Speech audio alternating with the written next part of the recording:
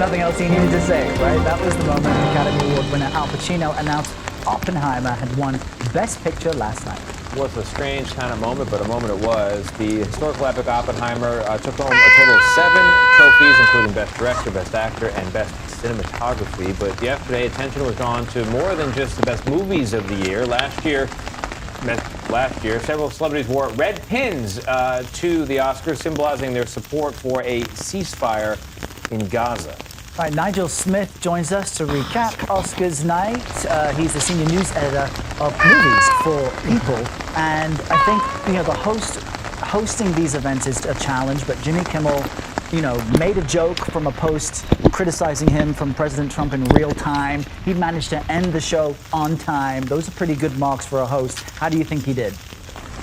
Those are great marks for a host, and I thought, the funniest moment came near the end of the show. He was wrapping things up, and then he read that mean tweet from Donald Trump criticizing his performance, and he ended it with his line, "I think it's after jail time," which got a huge laugh from the audience and was one of the funniest highlights from the show. But he did a great job. Look, he's done this many times before. He's also hosted the Emmys. He knows what he's doing.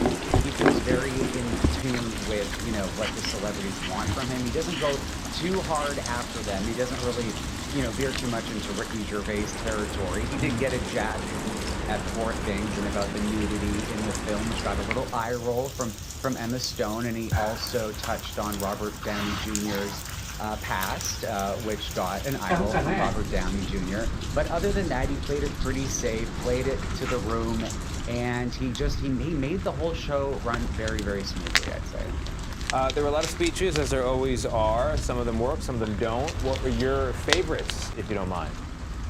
Yeah, my favorite speeches were the most emotional ones from the night. Emma Stone winning Best Actress, her second Oscar, came as a huge shock to her. You could tell from the moment that her name was uttered.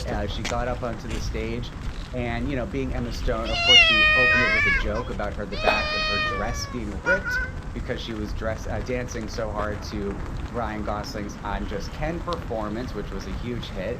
And she got super emotional. She cried. She made a loving tribute to her husband. She even got in a Taylor Swift lyric. Taylor Swift is a good friend of hers, and she said that lyric while paying tribute to her daughter. And she rarely speaks out about her family, so that was a really, really special moment. And also, I have to say that Da'Vine Joy,